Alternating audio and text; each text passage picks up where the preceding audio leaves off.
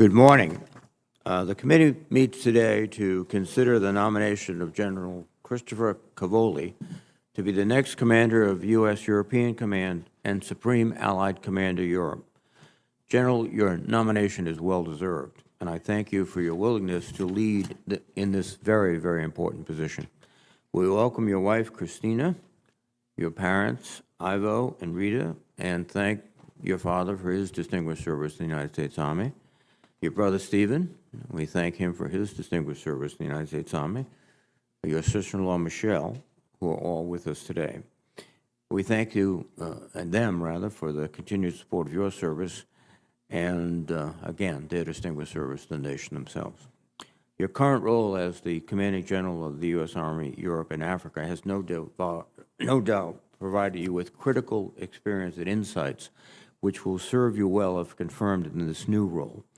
Your career spans nearly 35 years with distinguished service across multiple theaters and in close collaboration with allies and partners across the globe.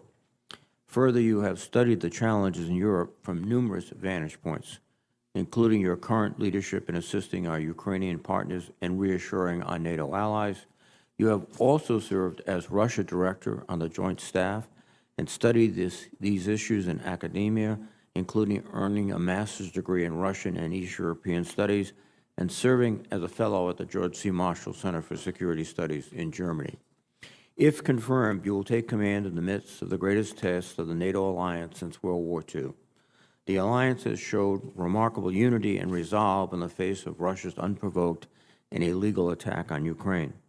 A formidable array of our allies have joined together, and in response to Russia's invasion of Ukraine, the U.S. and our NATO allies and partners have mobilized with impressive speed to bolster Ukrainian resolve, reinforce credible combat power along the eastern flank, and impose severe cost on Russia's elite. Putin's actions have drastically altered the European security landscape. NATO unity has been solidified. Countries like Sweden and Finland have officially applied to join the alliance, and others like Germany are taking steps to invest greater proportions of their national budgets and institutional energies to improve their military capabilities. Ensuring the alliance is able to generate and maintain the collective force posture, operations, and investment to deter Russian aggression will be a primary responsibility for the next Eucom commander.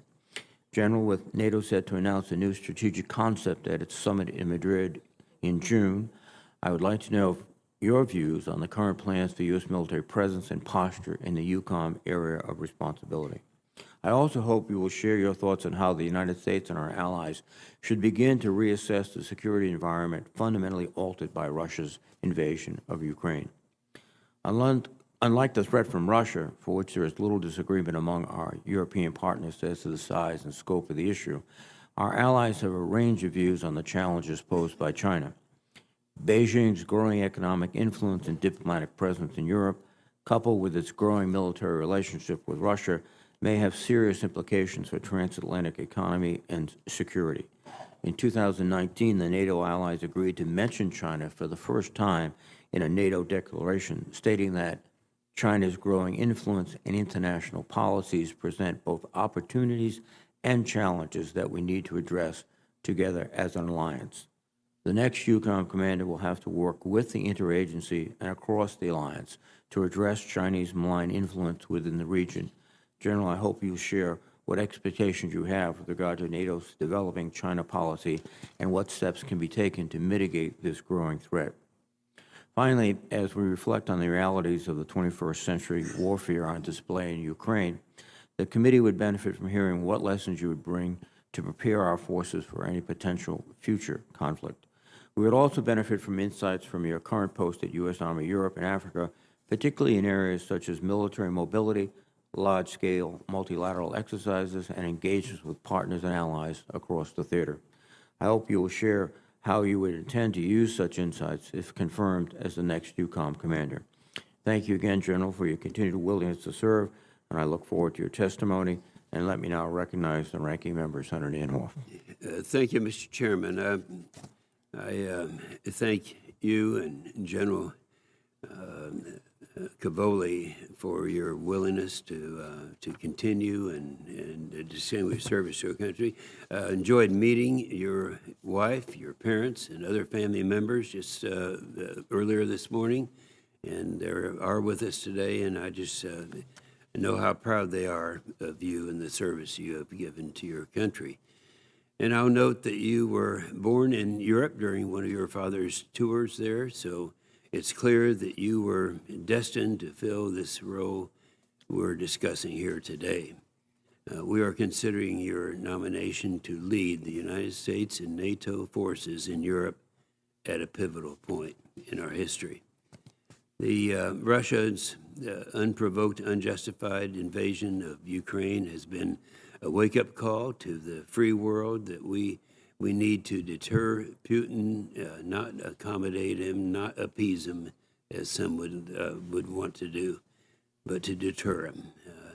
But this was not a surprise to many of us here today who also understand that protecting America's interests means supporting Ukraine's defense and working to deter further Russian aggression against NATO. I am encouraged that Europe is now stepping up to their investment in their own defense, with Finland and Sweden now seeking the NATO membership, and in response to Putin's reckless acts. You know, we got to keep up this momentum to strengthen our shared security. We've seen what happens in Ukraine when deterrence fails. That's why I have long advocated that we invest more in our own defense to ensure deterrence doesn't fail even worse ways. I don't want anyone to forget that China is supporting what Russia is doing in Ukraine, and China's long been involved in malign activity in Europe itself. General Cavoli, you are the right man for the job, and during these exceptional times, I look forward to working with you on bolstering the United States security interests with our European allies and partners. Thank you, Mr. Chairman. Thank you, Senator Inhofe. General Cavoli, your remarks, please. Thank you, Chairman. Good morning, Chairman Reed, Ranking Member Inhofe, and distinguished members of the Senate Armed Services Committee. Thank you for the opportunity to appear before you today, and thank you for the support that you provide to our servicemen and women and to their families. I'm humbled to be nominated to serve as the commander of U.S. European Command and as the Supreme Allied Commander Europe. I'm grateful to President Biden, to Secretary Austin, and to General Milley for the trust and the confidence that they place in me, especially at this momentous time in Europe. I must, of course, start by thanking the person who has made the most difference to me throughout my career, my wife and my best friend, Christina. Being a military spouse is not easy. There are routine separations, constant moves, and the tragedies of war. Christina has handled all of this with dignity and with grace. She has selflessly supported our soldiers and their families, even while raising our own two sons, Alex and Nick. I'm so proud that we can share this moment together today. I'd also like to thank my sons. Alex graduated Princeton and works at a clean energy startup company in California, and his younger brother, Nick, is studying physics at the University of California in Santa Barbara. These two have followed me all over the world. They attended 3 high schools each, and I could not be more proud of the young Americans that they have turned out to be. As I talk about my family, I reflect on my own life. As the ranking member pointed out, my dad's an Italian immigrant and came to America and became a U.S. Army officer. I was born in a military hospital in Würzburg, Germany, during the Cold War. Over the years, we lived in Europe again and again. We were blessed with multiple assignments there. For the past 4.5 years, I have been fortunate to command our U.S. Army forces in Europe, and for the past year, in Africa, too. I've had the priceless opportunity to work closely with the interagency, our allies, and our partners to advance our common national security objectives. For the last 3 years, I have done so under the leadership of General Todd Walters. I would like here to publicly thank him for his mentorship and for his leadership during that time. I'd also like to thank you, the United States Congress, and especially this committee. Since my first tour as a general officer in Europe in 2014, the Congress has worked tirelessly to support our servicemen and women in our mission.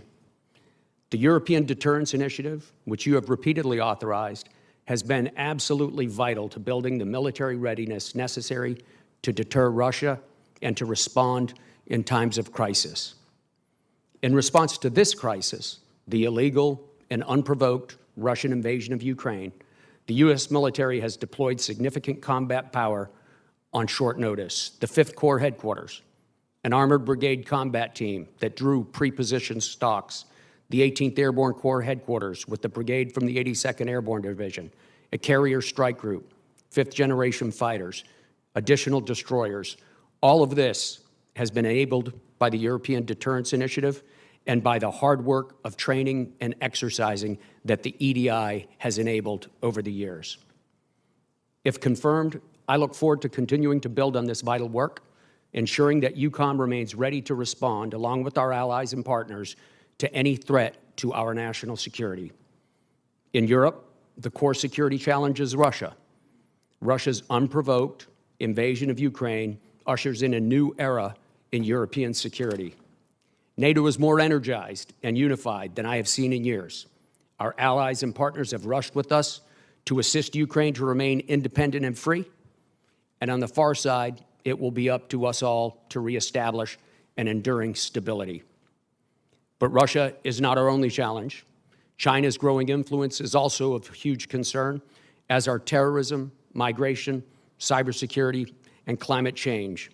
So we cannot be a one-problem alliance. We must maintain vigilance across 360 degrees, ready to respond to any and all threats. We are in a time when unity in the alliance is of the greatest importance. Our allies will be our strength as we go forward. If confirmed, I will work closely with this committee and will provide my best military advice with the goal of promoting our security interest and defending the principles that we have all fought so hard for over these years. It has been an honor to serve this country for the past 35 years. If confirmed, I will be thankful for the opportunity to continue to serve alongside the brave servicemen and women of Eucom and of our NATO allies. I thank this committee once again for your time today and for the opportunity to speak with you. I very much look forward to your questions. Thank you very much, General. There are a series of questions which nominees must respond to. Yes. Please respond appropriately. Have you adhered to applicable laws and regulations governing conflicts of interest? Yes. Have you assumed any duties or taken any actions that would appear to presume the outcome of the confirmation process? No, sir. Exercising our legislative and oversight responsibilities makes it important that this committee, its subcommittees, and other appropriate committees of the Congress receive testimonies, briefings, reports, records, and other information from the executive branch on a timely basis. Do you agree, if confirmed, to appear and testify before this committee when requested? I do, Chairman. Do you agree, when asked before this committee, to give your personal views, even if your views differ from the administration? Yes, I do. Do you agree to provide records, documents, and electronic communications in a timely manner when requested by this committee, its subcommittees, or other appropriate committees of Congress, and to consult with the requester regarding the basis for any good faith delay or denial in providing such records? Yes. Will you ensure that your staff complies with deadlines established by this committee for the production of reports, records, and other information, including timely responding to hearing questions for the record? I will, sir. Will you cooperate in providing witnesses and briefers in response to congressional requests? Yes. Will those witnesses and briefers be protected from reprisal for their testimony or briefings? Yes, they will. Thank you very much, General. I think it's both significant and maybe a bit ironic that we first met in Ukraine in about 2014 when you were leading the efforts to start organized training efforts and support efforts for Ukrainian forces. And I think your work then has shown itself to be extraordinarily useful today. So thank you for that. Part of what you pointed out in your testimony is a unity among NATO and a commitment to invest seriously in defense. And then it raises two questions. Your quick thoughts about how you're going to coordinate the investment of NATO countries so that everyone doesn't buy X and we don't have any Y? And then what should the United States do as a catalyst, but also as the leading member? Senator, if I could start with the second question first, I think the U.S.'s special role inside NATO is to point the way toward the future and to demonstrate with our actions how to go in that direction. So by deploying force, we have led the way for NATO in this crisis, as an example. As we arm our own military, we create a model that other nations in the alliance can emulate. In my current role, I spend a lot of time talking with the chiefs of other European armies about how we arm ourselves, how we organize ourselves, and many of them use those lessons or those examples as models for themselves. So I think inside NATO, our special role is to be a model and an exemplar. How will we coordinate the investments as we go forward? This is always a devilish thing to do. It can be very difficult. There is an initiative inside NATO right now to link plans to required structure to national commitments. General Walters has begun that and has advanced that. It will fall to me, if I am confirmed, to complete that work, and that work will guide the capabilities and capacities that we need from various nations and in support of NATO's planning efforts. Thank you very much, General. To date, NATO and communities around the world have been able to move logistics into Europe without any type of interruption. And indeed, I think there's a question of how long that might be allowed. But in a potential fight, the idea of uncontested logistics is probably the first thing you throw out. Are you preparing for a situation in this context or broader context for fighting to get your logistics forward to your troops? We are, Senator. In U.S. Army Europe, this is a source of significant concern as we look at our plans, especially our plans to reinforce our forces in Europe in the event of a large crisis. When we look at it, we divide it from the U.S., from fort to port, and then from port to port across the Atlantic, and then from port to the point of need in Europe. Each one of those segments carries its own challenges and has different people responsible for solving those problems. So we work in a partnership with U.S. Transcom and with the U.S. Army to get Army forces from fort to port. We work with U.S. Transcom as well as the Second Fleet and JFC Norfolk, a newly stood up command to control the sea lanes of the Atlantic to go from port to port. And then I am largely responsible with our NATO allies and related organizations such as the Joint Support and Enabling Command, recently stood up by NATO, to get folks from port to the point of need. Each one brings different challenges. Those challenges could be the threat of kinetic strike or the threat of cyber activity and so forth. So yes, we work very hard on that, Senator. You mentioned the issue of cyber, and I think many people are waiting for the shoe to drop vis-a-vis the Russians and cyber in this present situation. This is an open hearing, but are any comments you would like to make about that? Well, Senator, I think we're correct to be waiting for the other shoe to drop. There is capability and capacity that could be used, and we are being very vigilant about that as a DoD. To go far beyond that, I think we would have to go into a classified setting, Mr. Chairman. Thank you very much, General. And again, I think your service not only justifies this confirmation, but demands it. Thank you very much.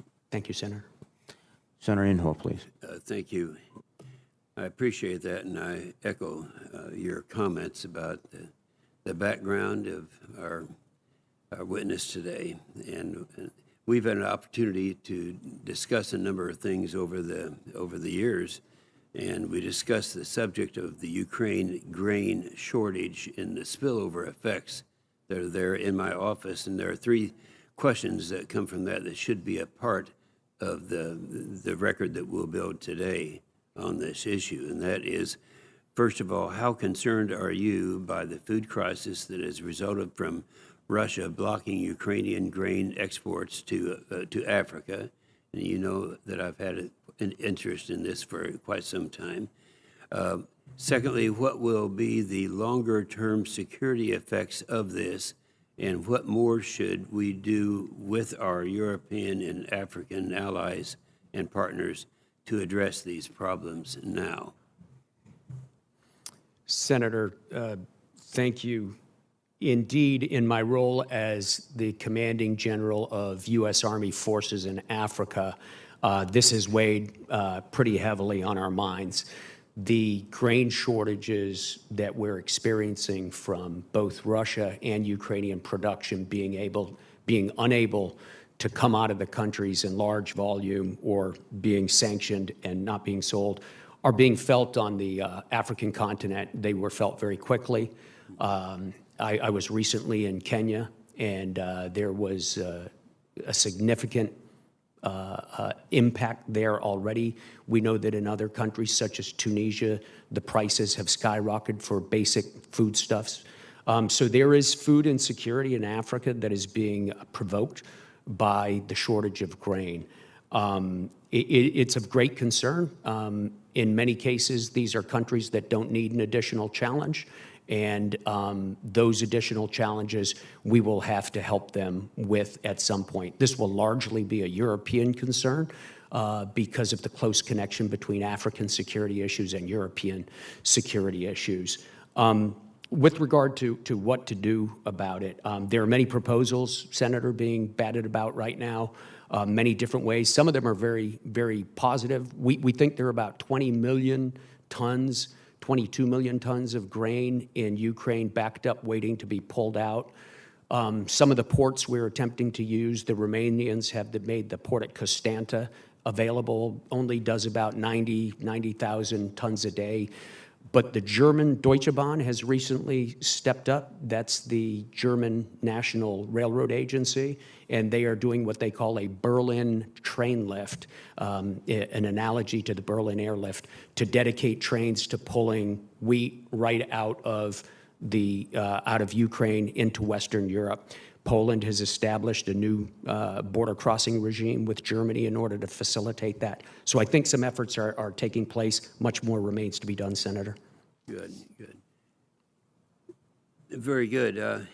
General Cavoli, General Walters testified before this committee, and it sounds almost impossible, but he said that our troops' ability to deploy from the United States and be up and running in less than a week to deter further Russian aggression was made possible by the funding through the European Deterrence Initiative. This committee spearheaded this initiative after Russia first invasion in 2014. Do you agree with General Walters' assessment? And what ways have you seen the EDI enable our robust response? It's almost, it's very difficult to understand that this was possible. Senator, with EDI over the past few years, the U.S. Army, in conjunction with U.S. European Command, has placed large amounts of very modern equipment, brigade combat team sets, in storage in Europe. And we've also used the funding to practice flying over and drawing that equipment on short notice. And in the beginning of this crisis, when we got the order to activate and deploy the 1st Brigade of the 3rd Infantry Division out of Fort Stewart, Georgia, we were able to do so very quickly. We moved all the troops in about 4 days by aircraft, and those troops, the first of them, were putting rounds downrange in less than a week. And by the end of 3 weeks, every single screwdriver in the brigade had been issued, and they were ready to roll any place. Yeah, and that could not have been done. It wouldn't be possible, and a lot of people thought it wasn't possible if it hadn't been for the preparation that you mentioned, that you had the foresight to ready yourselves. 100%, sir. Yeah. Thank you so much, Mr. Chairman. Thank you very much, Senator Inhofe. Senator Shaheen, please. Thank you, Mr. Chairman. General Cavoli, congratulations on your nomination. Thank you, ma'am. And thank you for being here this morning and for your service, and welcome to your family as well. You were kind enough to meet recently with Senator Tillis and I to talk about some NATO issues, but we also talked a little bit about, as I recall, a little bit about our recent visit to the Balkans, where we were in Bosnia-Herzegovina and talked with the military leadership of the EUFOR mission and NATO there about some of the challenges that are facing Bosnia and concern about whether EUFOR is going to be reauthorized this fall when it comes up again before the UN. And I wonder if you could, as we think about the potential for Russian meddling in the Balkans, and they have a history of doing that, and the challenges that Bosnia-Herzegovina faces, can you talk about what the impact would be if the EUFOR mission is not renewed? Senator, first of all, Russian influence in the Balkans is real, and it is not a positive force in my experience. So it is something we must think about constantly. The presence of multinational forces such as KFOR in Kosovo and EUFOR in Bosnia and Herzegovina is an important part of our ability to monitor and to help control the situations there. I do believe EUFOR has an important mandate. If EUFOR's mandate is not renewed, I believe that there must be some effort that takes its place. If I am confirmed, I will look into that immediately and participate in the development of options, and I look forward to discussing it with you in the future, Senator. Thank you. I'm really pleased to hear that. I think that it's very important that we work with our European partners and ensure that we don't see that mission expire and nothing replace it. So thank you very much for that. You spoke earlier with Senator Inhofe about the challenges of getting the grain out of Ukraine that is needed in so many parts of the world. And one of the biggest challenges has been the Russian really predominance in the Black Sea and the inability to dislodge them. I wonder if you could talk a little bit about what we might do there to bolster NATO defenses in the Black Sea, what options we might have as we're looking at the challenges we face because of Russia's dominance in the Black Sea. Yes, ma'am. For some time before the onset of this crisis, that is for a couple of years before this current crisis, we in U.S. Eucom had been working on strengthening the presence and the role of the U.S. and NATO in the Black Sea area.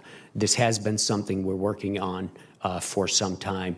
In the Naval Forces Europe, for example, has been working with the Bulgarians on a maritime domain awareness system. My command, the U.S. Army in Europe, has been working on long-range fires with the Romanian Army and the establishment of command and control nodes that are able to handle the very high-end new equipment that Romania has been buying from us, specifically Patriot missiles and HIMARS rocket launchers.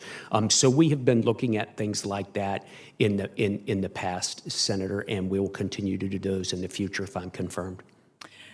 So do you think we have an adequate strategy within NATO and in the U.S. for the Black Sea region? Ma'am, I think inside the U.S. we have strategy, adequate. All strategies have to be assessed, reviewed, and updated all the time. Clearly, the current events in the Black Sea region are going to require us to go back and make sure that we adjust everything for the result of this conflict. And I think I could say the same thing for the NATO approach, but I will have to wait and, if I'm confirmed, look into exactly what NATO's planning in that regard and come back to you on that. Thank you. I look forward to that. Finally, the administration recently appointed retired General Wolf as the Ukraine Security Assistance Coordinator. which I think was a very positive move. Can you talk about how the relationship with General Wolf as the coordinator will work as you think about your role in coordinating security with the Ukrainians? Senator, only briefly, because that's still working its way out right now. We encourage the efforts to coordinate. That is one of the difficult things in this overall collective effort. I saw Terry Wolf a couple of weeks ago in Ramstein, and we had a couple of words about it, but if I'm confirmed, I look forward to working with him to make sure that all of these systems work together closely. Thank you. I look forward to hearing more. Thank you, Thank you, Mr. ma'am. Chairman. Thank you very much, Senator Shaheen. Senator Cotton, please. General, congratulations on your nomination. Thank you for your career of distinguished service. Thanks to your wife, Christina, for supporting you and no doubt supporting the families of the troops you've led over the years. And thanks to your family for their service. The defense of this nation is often a family affair. I want to discuss the request by Finland and Sweden to join NATO. That's a political decision that will be made by the President and this Senate, as well as 29 other NATO members. But NATO is foremost a military alliance. So I would like to get your professional military judgment on the implications of adding Sweden and Finland to NATO. What do you think it'll do to bolster our common defense to have Sweden and Finland as members of NATO? Senator, I look forward to the accession of Finland and Sweden to the alliance from a military perspective. Each of those militaries brings quite a bit of capability and capacity to the alliance from day one. For example, Finland has a large army, well-equipped, very well-trained, very quickly expansible, exercised very frequently, and absolutely expert in defending the borderline that it has had with Russia for these past decades, an expertise that they demonstrated in 1939 and has built on ever since. Finland, in addition to its big army, has F-15 fighter jets and has just decided to buy 64 F-35. So they will arrive bringing capacity and capability to the alliance. Sweden's the same thing, a smaller army, but a very capable army and an army that's growing. My colleague, Carl Engelbrechtsson, has a 200% increase in his acquisition budget over a 5-year period. They've recently bought Patriots and are contemplating buying some other equipment. We work with them very closely. Critically, they bring a navy in the Baltic Sea, which will be of enormous military significance to the alliance. And then if we look geographically, with the accession of those two countries, the entire Black Sea, with the exception of a couple of few kilometers, will be coastline of NATO nations, which will create a very different geometry in the area, sir. I think you mean the entire Baltic Sea, right? I'm sorry, I of course, meant Baltic Sea. Can you speak specifically about what it means for the Russia's Baltic fleet to now have the northern shores of the Gulf of Finland a part of NATO, since the southern shore of Estonia already is, and then also what it means to have Gotland, the large Swedish island, in the middle of the Baltic fleet? What does that mean to Russia's Baltic fleet and their defense planning? Well, sir, in the most generic sense, it provides a bunch of different dilemmas, almost geometric dilemmas that Russia does not have right now as they sail forth from St. Petersburg and Kaliningrad. So it will be advantageous. You mentioned one other key feature of geography, which is the 800-mile border that Finland has with Russia. Some might say, gosh, this exposes NATO to a lot more risk because you have this large border. It sounds like your perspective is that rather than exposing NATO to risk, it exposes Russia to greater risk and complicates Russia's defense planning. Could you elaborate? I do think that, Senator. I think that for a couple of reasons. First of all, Russia has not historically put too many ground forces on that border. It's been an economy of force theater for them because they thought they had a relationship with Finland that allowed them to do that. This allowed Russia to concentrate ground forces in other places. That possibility will now go away for Russia. In addition to that, the Finns, as I mentioned a moment ago, are absolutely expert in defending that border. I've personally gone on a snowmobile with the chief of the border guards and with the chief of the Finnish army down half the length of that border, and I was very impressed at their ability to defend it. Do you think the Russian general staff is fairly well versed in the history of the Winter War, which you alluded to, 1939, 1940? Sir, I know they are. That Winter War is studied not just by Western armies as a model of how to beat a larger force, but it's studied by the Russians as well as an important lesson to learn from their past. And it sounds like you think that even 80 years on, that those Russian general staff might not want to put their hand on that hot stove again after they did it in the Winter War.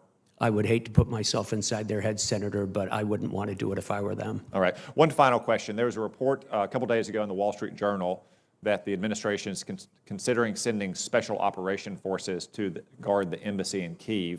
Can you comment on that report?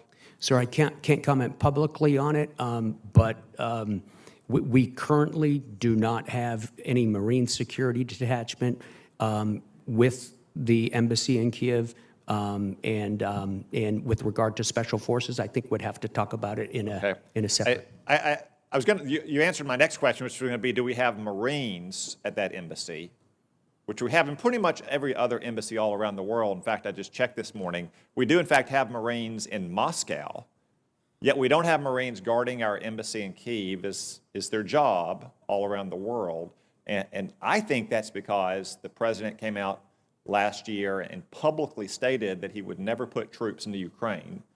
And now the administration is running around like a cat chasing its tail, trying to figure out how to let these Marines do their job at that embassy, just like they're doing in Moscow, just like they're doing at 5 diplomatic facilities in China. I think we should just let the Marines go do their job at the embassy. This is another instance in which I'm afraid the president is self-deterring in a public fashion, which is sending the wrong signal to Vladimir Putin. So you don't have to respond, but you can take it under advisement. I think the Marines should be standing guard at the Kyiv embassy whenever you get confirmed. Thank you, Senator. Thank you, Senator Cotton. Senator Gillibrand, please. Thank you so much, and congratulations. We're very grateful for your service. In visiting some of our NATO allies, we talked about Article 5 and when that gets triggered after a cyber attack. Do you have views about what level of cyber attack on a NATO ally would trigger an Article 5 requirement? Senator, this, of course, is a very active debate inside the alliance. It's an active debate, I think for most countries. And in fact, that debate has been joined, but it has not come to a conclusion inside NATO yet. I believe that there are various levels of cyber attack, as you point out, and at some point they become more akin to a kinetic attack than others.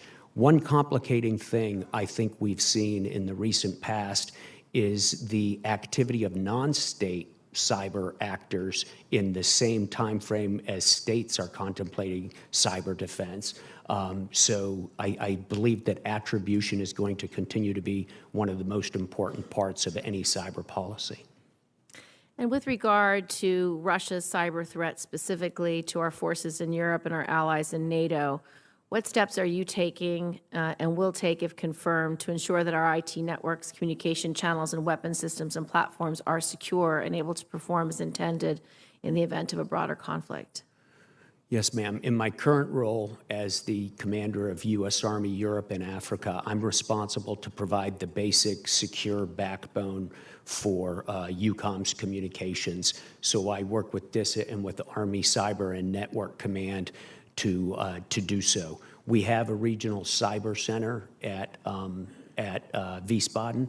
It does maintain overview of one of our networks, and I work closely with our network command to maintain defense of the others. This is something I get briefed on literally every week, and I'm satisfied with the level we have right now. We have to work on it constantly, though, and we do work on it constantly. In a broader sense, Senator, if I'm confirmed into the next job, the alliance is working in this direction also. So there is a NATO Cyber Center of Excellence. We are initiating the conversations necessary to have collective policy and strategy on network defense, but I believe much more needs to be done. I look forward to looking into it and getting back to you on that.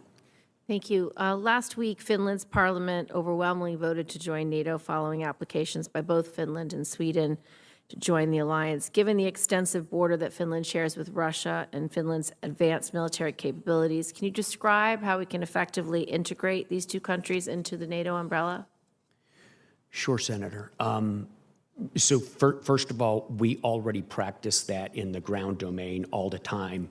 And I can speak, I think, for Cobra Harigian and Bob Burke at U.S. Air Forces Europe and Naval Forces Europe as well. They do this all the time in the air and maritime domains. We exercise with Finland. I've got soldiers there. I believe right now I just brought a couple of Stryker companies back out of there. We've got a parachute battalion going up there later this summer. We exercise frequently with Sweden, to include on high-end air and missile defense things. I think it will be quite easy for us to integrate them quickly. We've been integrating them in our large-scale exercises as well as our operations abroad for some years now. Turkey obviously has expressed hesitation about admitting Finland and Sweden. How will you approach engaging your defense officials in Turkey to discuss how the addition of Finland and Sweden will strengthen the NATO alliance? Ma'am, clearly the core of the matter is going to be a diplomatic and a policy decision on all nations' parts. So I'd like to stay away from that for a moment. But at a military level, we retain robust military-to-military relations with our Turkish allies, and we have done so for the past years that I've been associated with working in Europe. We conduct exercises with them, consultations with them, and the like. But not with regard to this objection that Turkey's just articulated. Ma'am, specifically with regard to that has not been a subject inside the military-to-military dialogue, at least my military-to-military dialogue with the chief of their army. Thank you. My time has expired. I'm going to submit an additional question to the record about alignment and work with Spacecom. I look forward to it, ma'am. Thank you. Thank you very much, Senator Gillibrand. Senator Rounds, please. Thank you, Mr. Chairman. Good morning, General Cavoli. First of all, thank you for your continued service to our nation, and thank you to your family for their support. I'd also like to thank you for taking the time to meet with me earlier this week. You are incredibly qualified for this assignment, and I do intend to support your nomination. General, the FY23 budget request increases funding for the European Deterrence Initiative by about $400 million. This initiative has been pivotal in our ability to respond as quickly as we did in Ukraine. From your experience, can you speak to the importance of this initiative, and if confirmed, what changes would you make? Thank you, Senator. So the European Deterrence Initiative has not just been important, it's kind of been like oxygen to us for several years now. It's the thing that allows us to do all of the exercising, to build all of the infrastructure, to pre-position all of the equipment that we've been using and that you've seen us use in response to this crisis.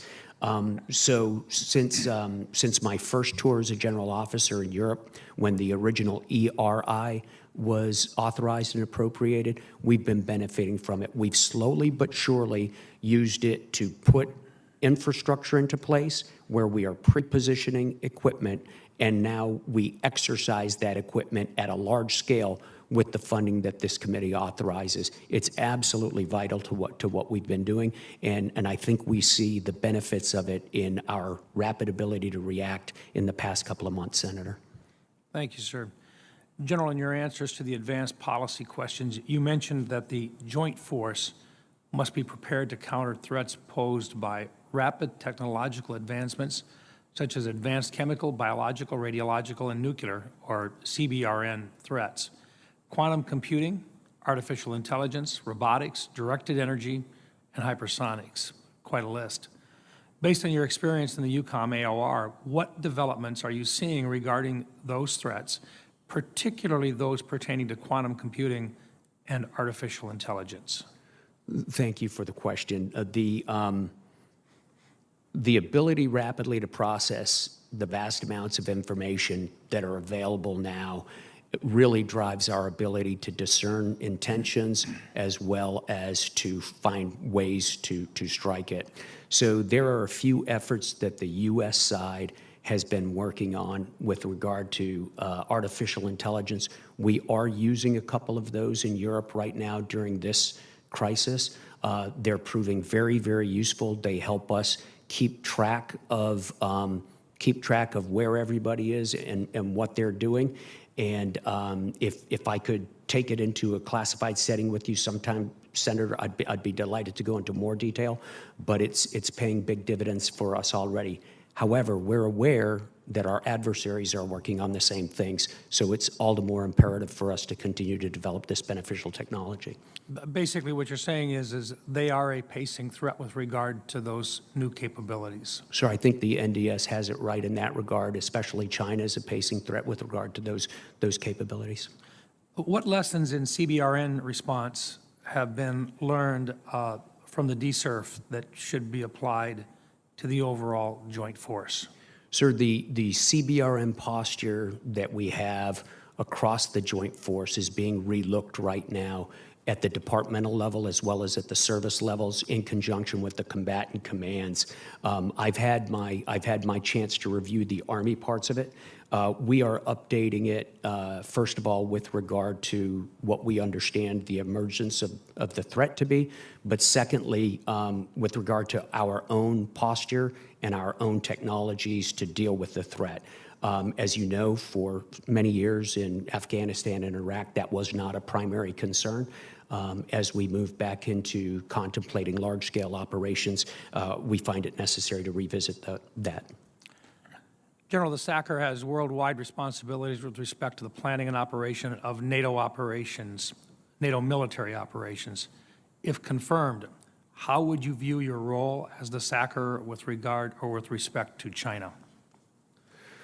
Sir, China is present in Europe, and China is going to present increasing security challenges inside Europe. My job primarily will be to make sure that our policymakers have military options insofar as they need them or choose to employ them. Thank you, sir. My time has expired. Thank you, Senator. Thank you, Mr. Chairman. Thank you very much, Senator Round. Senator Warren, please. Thank you, Mr. Chairman and General Cavoli. It's good to see you again. Congratulations on your nomination. Thank you, ma'am. Your deep expertise in European affairs makes you particularly qualified to serve in this role at this critical time. Now, it's clear that Vladimir Putin never anticipated that his illegal invasion of Ukraine would unite so many countries around the world. This committee primarily focuses on our military power, but this crisis has made clear how important it is to invest in all of our tools of influence to advance U.S. interests. Prioritizing diplomacy and coordination with our allies has obviously paid huge dividends. Diplomatic success, however, does not happen overnight. This is the result of long, time-consuming investments. So let me start by asking, General Cavoli, do you think it's important for the United States to provide robust funding for the State Department and USAID? I do, Senator. Would you like to just say an extra word about that? Absolutely. You know, so the United States, like many nations, attempts to lead with diplomacy. As you noted, for diplomacy to be effective, it can't happen at the moment it's needed. It has to be developed over years of relationship building, and that requires resources and funding. I benefit as an officer when our diplomacy is robust.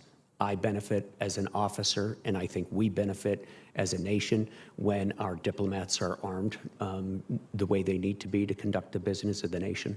Good. I appreciate that. Climate change is another major security challenge that we need to work harder on. The most recent annual threat assessment found, and I want to quote it, climate change will increasingly exacerbate risks to U.S. national security interests, unquote.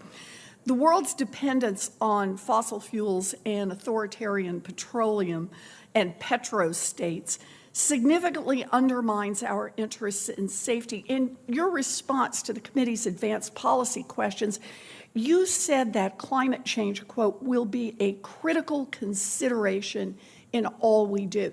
Can you just elaborate a little bit on that, General? Sure, Senator. First, of course, our national defense strategy lays that out. So you know, it is something that we have to consider in everything we do. But you know, right now I'm responsible for Army activities in Africa. Africa suffers from desertification. That desertification leads to intense competition for resources. Name your location, you can find it. The grain shortage that we were discussing earlier is exacerbated by an ongoing drought in India. All of this is having an impact inside my AOR in Africa, which will spill out possibly into other areas. So yes, it's something I take thoughtfully and seriously. If we look at my European AOR in my current job, of course, the opening of seaways in the Arctic, which has been increasing and accelerating in recent years, is changing the military geography of the high north, which is something that NATO and U.S. Eucom are both dealing with as well right now. Well, I appreciate your thoughtful response here. This is a crisis that often gets overlooked when we're talking about national security. And as you rightly point out, it is deeply threatening to all of us. There's one last area that I'd like to talk about. Over the past few months, Congress has provided tens of billions of dollars in emergency spending to support the department's response to Russia's invasion. I support that spending, but I'm very concerned about the risks of waste without proper oversight. DOD owes this committee a backlog of several years of reports on the future year's defense plan for the European Deterrence Initiative. I've spoken to both your predecessor and DOD about the importance of providing these reports.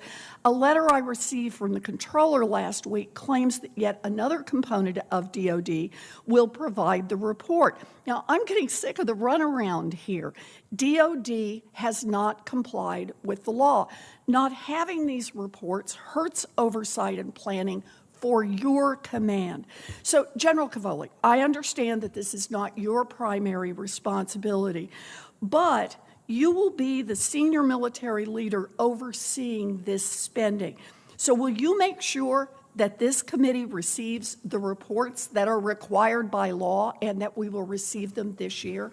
I will continue to submit all the data that I'm required to, ma'am. We have done that in the past, and I commit to doing that in the future. I appreciate that, and I will hold you to that. You know, it's very likely that you and the President will come to us again with additional supplemental requests. If you want Congress to continue to approve tens of billions of dollars, you need to show us how you are making sure that that money is spent responsibly. Senator, if I could just make a comment. It is not lost on me how much money we're talking about here. And I and we owe it to the American taxpayer to have a thoughtful application of those funds and a full accounting of them. I appreciate it. Look forward to the reporting. Thank you, Mr. Chairman. Thank you, Senator Warren. Senator Tillis, please.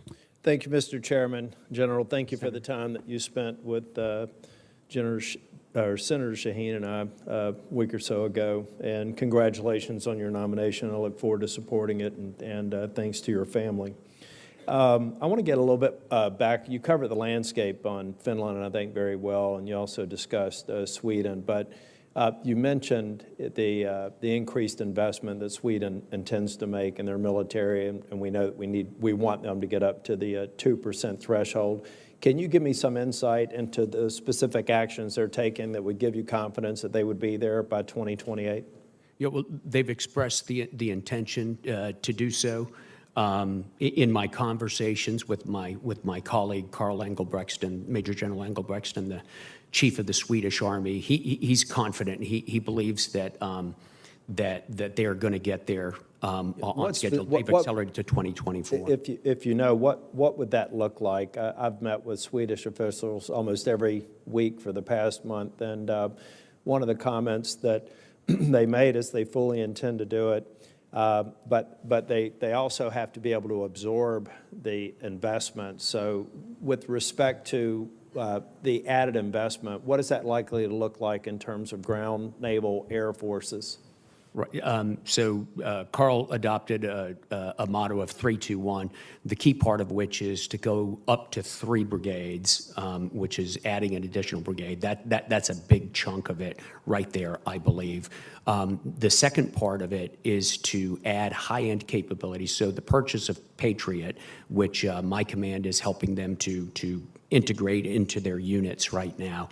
They bought their first battalion. It's been delivered in the past year here, and those are purchases very quickly that help us lift defense spending. So I think the combination of expanding the size of the Army and raising the technology of a couple of the things like the air and missile defense will, in the ground domain, help. Sir, I can't speak quite as in detail about how they will use the additional or how they will absorb the additional funding in the air and maritime domains or other domains. Okay, to the extent you can, though, can you talk a little bit about the advantage that Sweden brings in terms of naval presence in the Black Sea? Sir, so Sweden has ports on the Baltic Sea and has naval forces that routinely sail in the Baltic Sea. As you know, the Gotland is sometimes referred to as the unsinkable aircraft carrier. So I think they will bring an enormous amount of surface capability to us in the Baltic Sea. They also have underwater capabilities that we have that will help us as well. The excuse me, the funding that we approved and that I voted for, the supplemental funding for Ukraine, you think it was a wise decision for us to send that resource to Ukraine? Senator, I think we will put that to good use.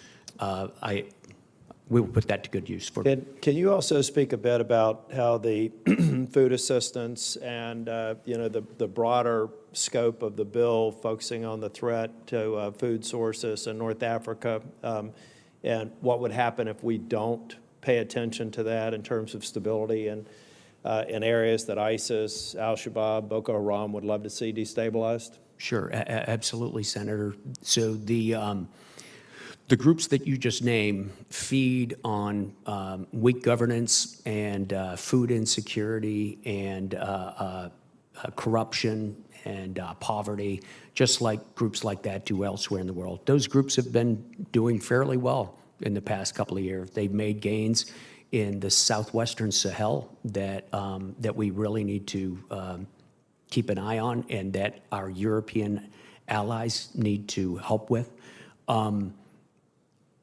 A food shortage now would just exacerbate the situation down there, Senator. Thank you. Last thing, Senator Shaheen and I visited Serbia, Bosnia and Herzegovina, and Kosovo. I got the sense in speaking with the leaders of those countries that they felt like they've been kind of on the back burner in terms of our focus. What more do you think we need to do in NATO, if any, to really increase our presence and demonstrate that we're very concerned with that part of the world? So I think the first thing we can do is exercise on an increasing basis down there. As you know, the U.S. Army Europe Defender exercise series focused on the Baltics last year. It had a salutary effect immediately. I could see that. We were warmly welcomed every place we were. And so I think as a beginning, as a first step, we need to continue that. Thank you. Look forward to supporting your nomination. Thank you, Senator. Thank you, Senator Tillis. Senator King, please.